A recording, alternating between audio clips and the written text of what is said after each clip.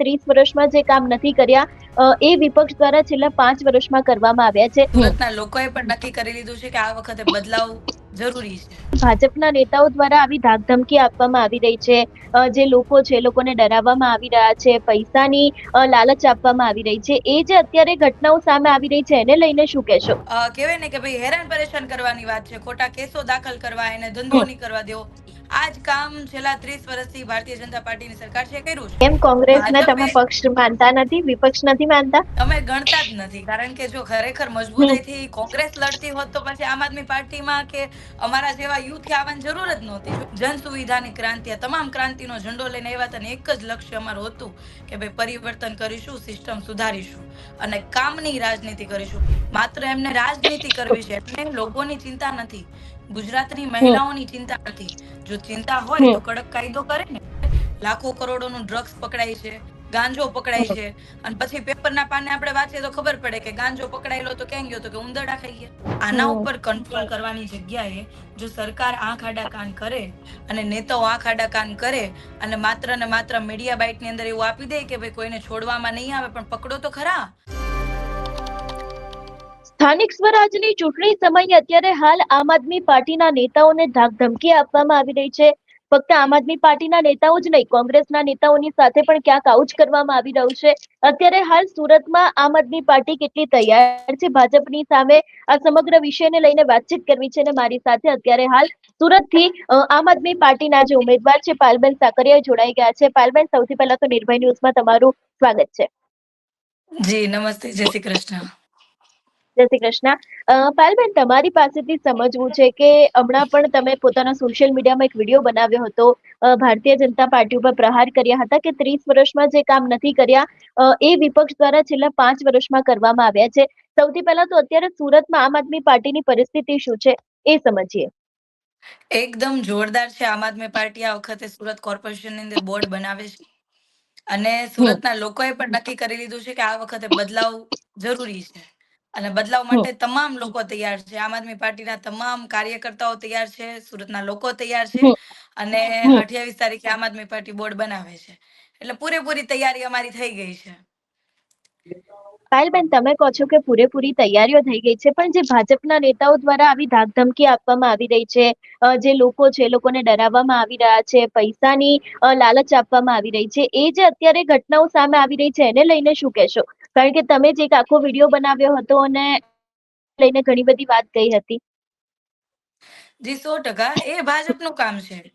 એમને હમ જ્યારથી સત્તા મળી છે ત્યારથી એમનું કામ એ છે કે બીજા પક્ષના કાર્યકર્તાઓને ધમકાવવા, બીજા પક્ષના કાર્યકર્તાઓ ઉપર ફરિયાદ દાખલ કરવી, કોઈ સામે અવાજ ના ઉઠાવવું જોઈએ. કોઈ સંગઠન અવાજ કરે તો એને જેલમાં નાખી દો, ખોટી ફરિયાદ કરી દો, એમની માલ હમ મિલકત જે કઈ હોય એ બધું કહેવાય ને કે ભાઈ હેરાન પરેશાન કરવાની વાત છે, ખોટા કેસો દાખલ કરવા, એને ધંધો હમ નહીં કરવા દેવો.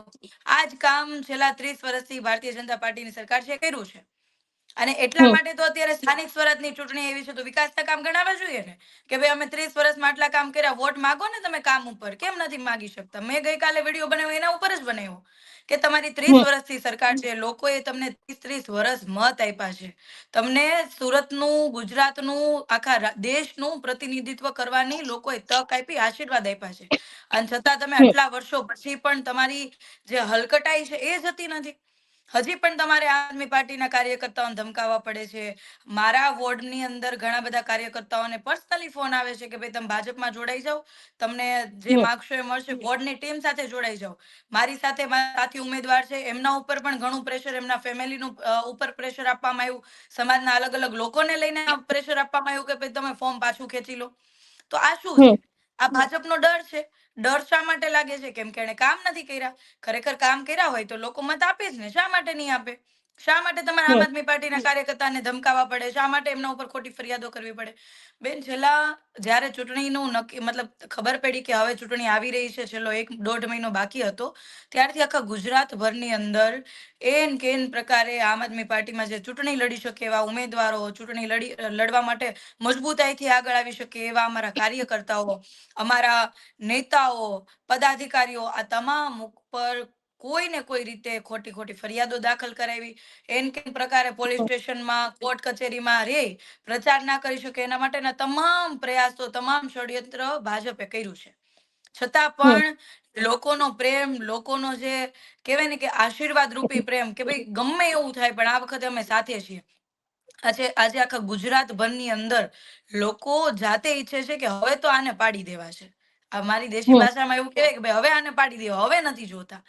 30 વર્ષ હમ બહુ થયું એમ, હવે તો સાવ થાકી ગયા. આ શબ્દ છે સાવ થાકી ગયા વાળો છે ને, પબ્લિક નો શબ્દ છે, લોકોનો શબ્દ છે કે ભાઈ હવે તો કંટાળી ગયા છીએ, આ મોંઘવારીથી કંટાળી ગયા છીએ. હમ અને સુરતની વાત કરું બેન, તો મેં જે ગઈકાલે વિડીયો બનાવ્યો એટલા માટે બનાવ્યો હતો કે હમ સ્થાનિક સ્વરાજની ચૂંટણી છે અને તમામ પક્ષો પોતાના કાર્યાલય ખોલતા હોય. અને અત્યારે તો ગુજરાતમાં બે જ પક્ષ છે, માત્ર ને માત્ર આમ આદમી પાર્ટી ને ભાજપ, બે છે. સીધી ટક્કર ભાજપ હારેની છે. એટલે કેમ કોંગ્રેસને ભાજપે તમે પક્ષ માનતા નથી, વિપક્ષ નથી માનતા? નહીં નહીં, અમે ગણતા જ નથી. કારણ કે જો ખરેખર હમ મજબૂતાઈથી કોંગ્રેસ લડતી હોત તો પછી આમ આદમી પાર્ટીમાં કે અમારા જેવા યુથ આવવાની જરૂર જ નહોતી, જો એ લોકો ખરેખર મજબૂતાઈથી કામ કર્યું હોત. સવાલ એ છે કે હમ ચૂંટણી આવે, લોકશાહી છે, લોકશાહીમાં તમામ વ્યક્તિઓના પ્રચાર કરવાનો હક છે. હમ તમામ જેટલા પણ ઉમેદવારો છે પોતાના કાર્યાલયો ખોલી શકે, એમને લોકોને મળી શકે, બોલાવી શકે, જનસંપર્ક કરી શકે, બધું કરી શકે. પરંતુ હું જે વિસ્તારમાંથી આવું છું, અમારો વરાછા વિસ્તાર, પુણાગામ વિસ્તાર, આ વિસ્તારની હમ અંદર સ્થાનિક નેતાઓ એટલા બધા ડરી ગયા છે, કેમ કે જ્યાં જ્યાં એ લોકો જાય, લોકો એમને જવાબ આપે છે, ભાઈ આ વખતે આપ વાળે કામ કર્યા, અમે તો હાવણું ફેરવવાના. તો જ્યાં જ્યાં અમે કાર્યાલય માટે બાનું આપી દઈએ છીએ, સવારમાં નક્કી થઈ જાય કે ભાઈ અમે બાનું હાલ્યો ટોકન આપી દીધું, આપણે કાલે ભાડા કરાર કરીશું, પછી અમે કાર્યાલય માટે રાખીશું. સાંજ થાય ત્યાં બાનું પાછું આવી જાય. બીજી જગ્યાએ જઈએ ત્યાં બાનું લેવાય છે કે તમે કેટલા અમારા કામ કર્યા, એક તો તમારે અમારું તો એટલું તો થઈ શકે ને, એમ અમે એટલું તો કરી શકીએ ને. હમ એ અમને હમ એકદમ રાજી ખુશીથી કાર્યાલય આપે. પાછું બાનું પાછું આવે, ભાઈ ઉપરથી બહુ પ્રેશર છે. અને પ્રેશર જેવું તેવું નહીં, તમારી દુકાનો ને આ તે બધું તમે જે આમ આદમી પાર્ટી વાળાને આપો છો, તોડી નાખશું. હમ તમારા હમ ધંધો રોજગાર નહીં ચાલવા દે. સરકાર આ ભાજપની છે. હમ આવી રીતના લોકોને ધમકાવવામાં આવે છે. તો મેં ગઈકાલે એ જ બાબતનો વિડીયો બનાવ્યો હતો કે તમને ડર શેનો છે.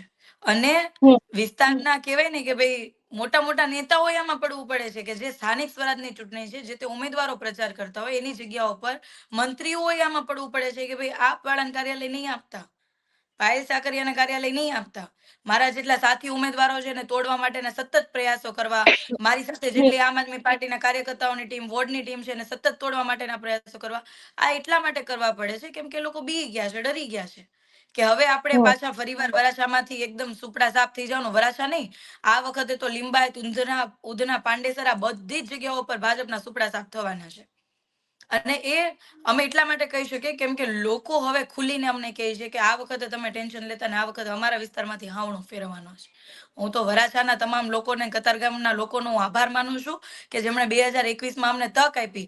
અને એ તકના કારણે અમે 2021 થી લઈને 2024 5 વર્ષ અમે જે કામગીરી કરી, જેને જોઈને લોકો ઉધના, લિંબાયત, પાંડેસરામાંથી લોકો હવે જાગૃત થયા કે આ વરાછાની અંદર સ્કૂલ સારી બને છે, લિંબાયતમાં નથી બનતી, પાંડેસરામાં નથી બનતી. આજની તારીખમાં જો ડિફરન્સ જોવો હોય ને, તો મારા હમ વિસ્તારની પુણાગામ વિસ્તારની મારી શાળા જોઈ લો, એને 5 વર્ષ પહેલાના તમને હું ફોટા વિડીયો બતાવું, હાલના ફોટો વિડીયો બતાવું. અને હાલમાં વેઇટિંગ છે અત્યારે એક પણ બાળકનું એડમિશન કરાવવું હોય ને તો અશક્ય જેવી વાત છે. લાંબી લાંબી લાઈનો, 1-1 કિલોમીટર સુધીની લાંબી લાંબી લાઈનો છે, તમે બી હમ જોયું હશે સરકારી હમ શાળામાં. અને એની સામે લિંબાયત, ઉધના, પાંડેસરા આ બાજુની સરકારી શાળા એકદમ ખખડધજ.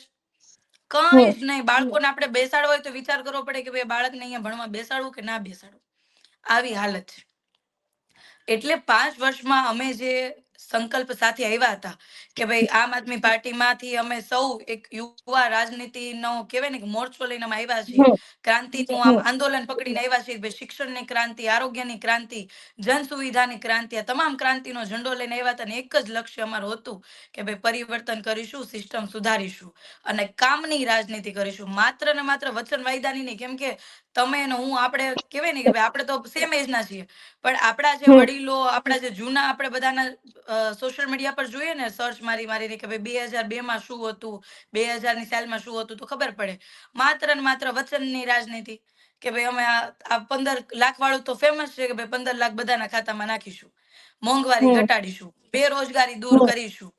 ગેસના બાટલાનો 10 રૂપિયા ભાવ વધતો તો આના બધા ઠેકડા મારતા મારતા 4 રસ્તે દેડકાની જેમ આવી જતા. આજે બધા દેડકા ક્યાં ગયા? આજે ગેસના બાટલા મળતા નથી, ભાવ વધારવાની દૂરની વાત છે, ગેસના બાટલા મળતા નથી, આવી હાલત છે. આજે સુરતની અંદર રત્ન કલાકારોએ હજારોની સંખ્યામાં ફોર્મ ભર્યા એના બાળકોને ભણાવવા માટે. શા માટે ભરવા પડે? કારણ કે આર્થિક પરિસ્થિતિ ખરાબ છે. આજે ડાયમંડ ઉદ્યોગ ભાંગી પડ્યો છે, ટેક્સટાઇલ ઉદ્યોગ ભાંગી પડ્યો છે. સુરત આમ જોવા જઈએ ને તો એવું કહી શકાય કે વિશ્વના અંદર સુરત એવું સિટી છે કે જ્યાં ડાયમંડ સિટી, ટેક્સટાઇલ સિટી કહી શકાય. તમામ જગ્યાઓ પર સુરત એક એમ પ્રખ્યાત અને ખૂબ જાણીતું શહેર છે.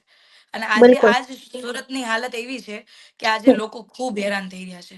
હોસ્પિટલની સારી સુવિધાઓ નથી મળતી. બાળકોને ભણાવવા માટે તમે વિચાર કરો, સરકારી સ્કૂલની અંદર એક એક 1.5 કિલોમીટરની લાંબી લાઈન, અને છતાં બાળકને એડમિશન નથી મળતું. સારી હોસ્પિટલની સુવિધા નથી. તો વોટ વ્યક્તિ શા માટે આપતા હોય? 24/7 ની યોજનાની વાત કરે, 24 કલાક અમે પાણી આપીશું. સુરતની કઈ સોસાયટી એવી છે કે જ્યાં 24 કલાક પાણી આવે છે? નથી. અને લાખો કરોડો રૂપિયાનું વરસાદી લાઈનનું નેટવર્ક નાખ્યું છે, 1200 કિલોમીટરનું નેટવર્ક નાખ્યું છે, એવું કહે છે આ લોકો. કરોડો રૂપિયાનું નાખ્યું છે, છતાંય દર ચોમાસે પાણી ભરાય છે કે નહીં? તમામ જગ્યાઓ ઉપર જળબંબાકાર સ્થિતિ થઈ જાય. દર વર્ષે પાણી ભરાય ને દર વર્ષે એમ કે વરસાદ વધારે પડ્યો. તો તમે શું કર્યું વરસાદ વધારે પડ્યો તો? આ તો ખાલી બાના છે કે ભાઈ વરસાદ વધારે પડ્યો. દર વર્ષે ખાડીપુર આવે કે ભાઈ અમે ખાડીપુર આવે એટલે તરત બધા આવે, ફૂડ પેકેટ મંડે બાંટવા, અને કે ભાઈ આવતી વખતે અમે ધ્યાન રાખીશું, આવતી વખતે અમે આ કરીશું, તે કરીશું. છેલ્લા 5 વર્ષથી અમે જ્યારથી ચૂંટાઈને આવ્યા ત્યારથી અમે સતત વિરોધ કરીએ કે ભાઈ તમે ખાડી પેક કરાવો, ખાડી માટેના આયોજનો કરો, બોક્સ ટ્રેન કરો, એના માટેની યોગ્ય નીતિઓ બનાવો. પણ આ લોકોને કામ આરે કોઈ લેવા દેવા નથી. કોઈ જ એટલે કોઈ જ નહીં. એમને માત્ર ને માત્ર જાતિ ધર્મ ઉપર લેવા દેવા છે. તમામ જગ્યા ઉપર જ્યાં ભી પડે ને એમ થાય ને કે હવે આપણે પૂરું થઈ જવાનું, ત્યાં જાતિ જાતિને બધાવી દે. ફલાણી જાતિનું છે, ફલાણી જાતિનું. એનાથી વધારે ઉપર જાઓ તો તરત કહી દે કે ભાઈ હિન્દુ છે ના મુસ્લિમ છે. પણ જ્યાં જે લોકોએ વોટ આપ્યા છે, તમે એને શું આપ્યું એનો જો કોઈ હિસાબ જાગૃત નાગરિક માંગે ને, તો એક પણ ભાજપના નેતામાં તેવડ નથી કે જવાબ આપી શકે કે ભાઈ 30 વર્ષથી અમે આ કામ કર્યું છે, 30 વર્ષમાં આ કામ કર્યું છે. જો પ્રાથમિક સુવિધા ના આપી શકતા, સારા રોડ રસ્તા ના આપી શકતા હોય, સારી સ્કૂલ ના આપી શકતા હોય, સારી હોસ્પિટલની સુવિધા ના આપી શકતા હોય, પાણી નો આપી શકતા હોય, ગટરની સારી સુવિધા ના આપી શકતા, તો પછી લોકોએ શા માટે વોટ આપવાના? સૌથી મોટો સવાલ છે. અને આ કઈ નથી કર્યું તો એટલા માટે તો આમ આદમી પાર્ટીના કાર્યકર્તાઓને ડરાવવા પડે છે. તમે કામ કર્યું તો આમ આદમી પાર્ટીને કે અમારા જેવા કોઈને આવવાની જરૂર જ ક્યાં હતી? અમારા માટે પ્રાઉડની વાત એ છે કે અમે 5 વર્ષમાં જે સંકલ્પ લઈને ચાલ્યા હતા કે ભાઈ અમે કામની રાજનીતિ કરીશું,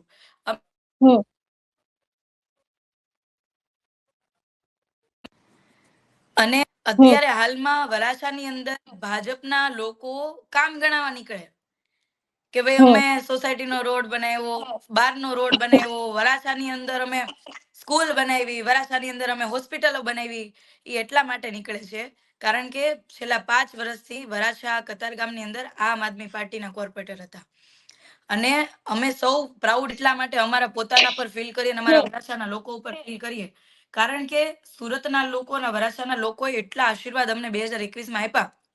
અમે પેલું લક્ષ્ય હતું કે અમે શાળાની કાયા પલટ કરીશું.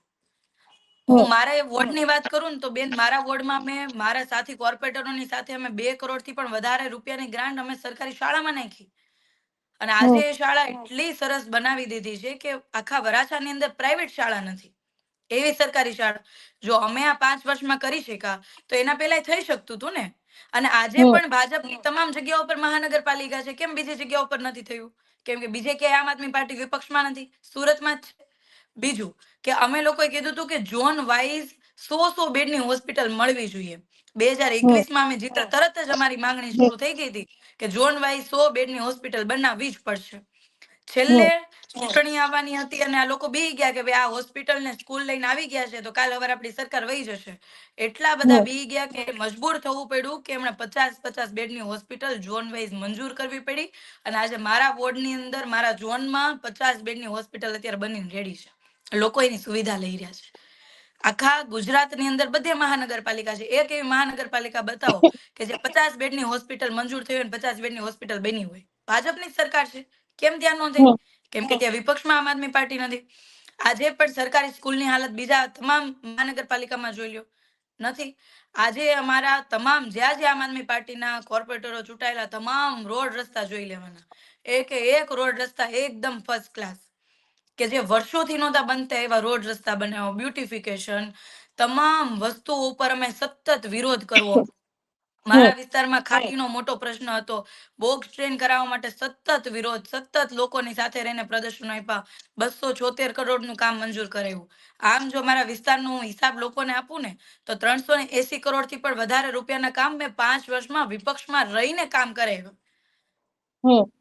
સત્તા હોય તો કેટલા કામ થઈ શકે, પણ વિપક્ષમાં રહીને અમે એટલા કામ જો કરાવી શકતા હોય તો આમ આદમી પાર્ટીની તાકાત શું છે અને ભણેલા વ્યક્તિની તાકાત શું હોઈ શકે એના ઉપરથી ખ્યાલ આવી જાય.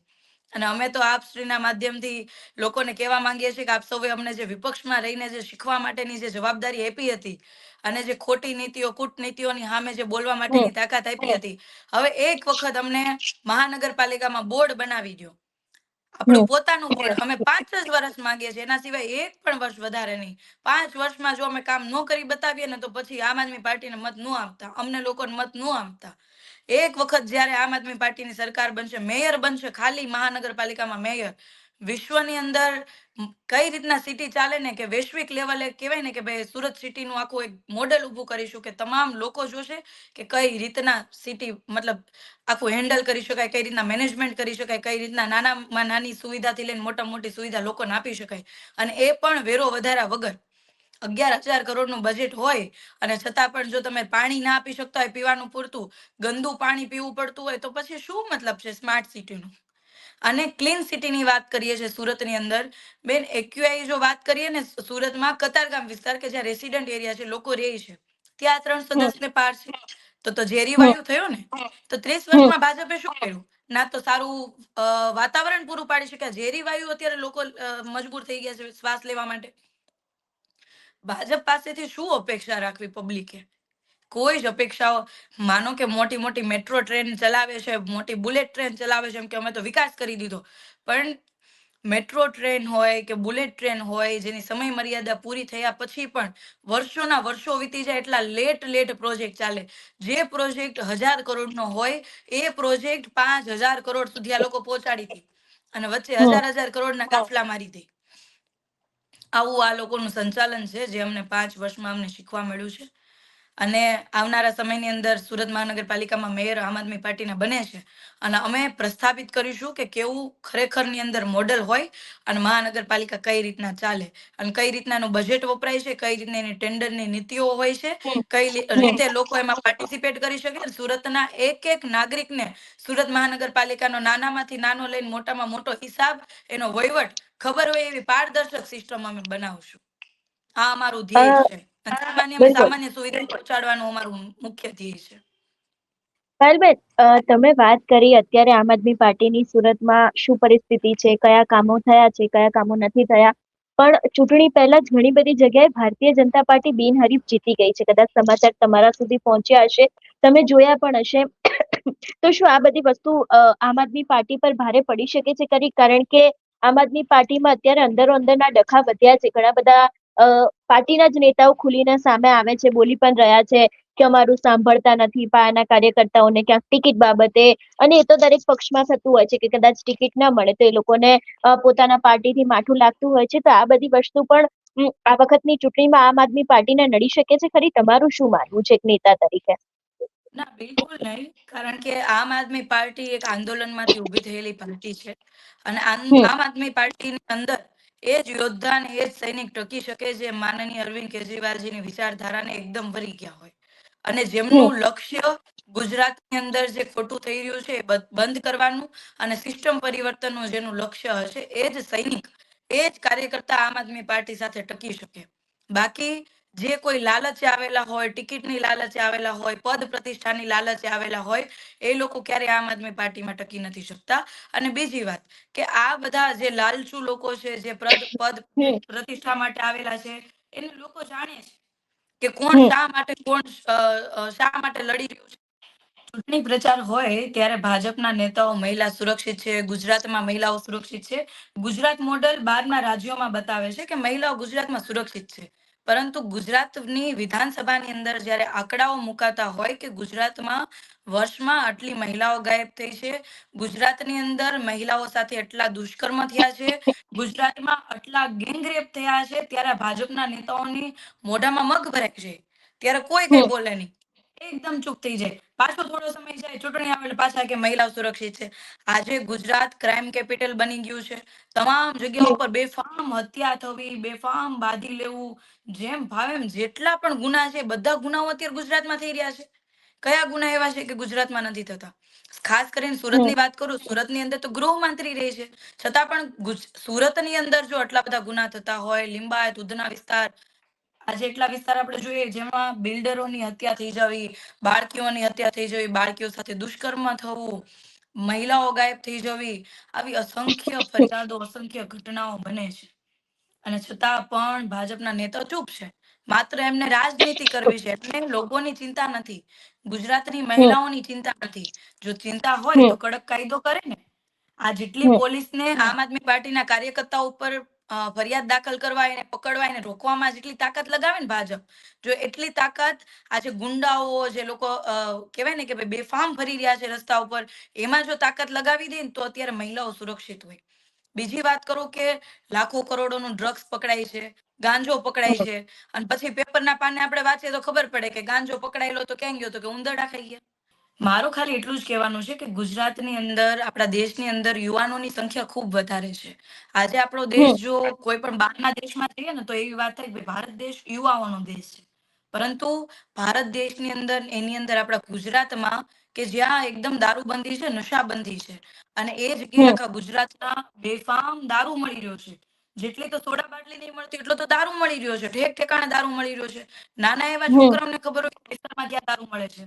હજી તો એના બિલકુલ. ઉપર આપણે કંટ્રોલ નથી કરી શક્યા, ત્યાં તો ડ્રગ્સની અને ગાંજાની રેલમ છેલમ થવા માંડી. જેટલું પકડાય છે એના કરતા તો વેચાઈ રહ્યું છે, એના કરતા વધારે તો યુવાનોમાં નાખવામાં આવી રહ્યું છે, યુવાનોને બરબાદ કરવામાં આવી રહ્યું છે. કારણ કે કોઈ પણ ગુના થાય, કોઈ પણ પ્રકારની એવી ઘટના બને ને, ત્યારે આની તપાસ જો કરવામાં આવે તો ક્યાંક ને ક્યાંક એની પાછળ ડ્રગ્સ નામનું જ તત્વ છુપાયેલું હોય, કે ગાંજા નામનું તત્વ છુપાય, કઈ પણ નશો છુપાયેલો હોય છે. ત્યારે જ તો કોઈ વ્યક્તિની અંદર એટલી ક્રૂરતા આવી જાય છે કે બેફામ હત્યાઓ કરી નાખે, દુષ્કર્મ કરી નાખે. કેટલી આપણે વાત ના કરી શકીએ એવી એવી ઘટનાઓ બને. આપણે પેપરમાં વાંચીએ તો આપણા રૂવાડા અવળા થઈ જાય. એવી ઘટનાઓ ક્યારે બને? આટલી બધી ક્રૂરતા ક્યારે આવે? કે જ્યારે નશાનું સેવન કર્યું હોય. તો આના ઉપર કંટ્રોલ કરવાની જગ્યાએ જો સરકાર આંખ આડા કાન કરે, અને નેતાઓ આંખ આડા કાન કરે, અને માત્ર ને માત્ર મીડિયા બાઇટની અંદર એવું આપી દે કે ભાઈ કોઈને છોડવામાં નહીં આવે, પણ પકડો તો ખરા. આટલો ગાંજો આવે છે, એટલું ડ્રગ્સ પકડાય છે. ડ્રગ્સ પકડાય છે, ના તો મોકલવા વાળો પકડાય, ના તો લેવા મંગાવવા વાળો પકડાય. આવું તે કેવું? કઈ એમને હવામાં ઉડીને થોડું આવી જાય છે ડ્રગ્સ. અને કેટલી બધી મોટી સંખ્યાની અંદર આજે આ ડ્રગ્સની અંદર યુવાનોને ધકેલવામાં આવી રહ્યા છે. આજે પણ ઘણી બધી કોલેજોની બહાર એવી રીતના વેચવામાં ડ્રગ્સ આવી રહ્યું છે.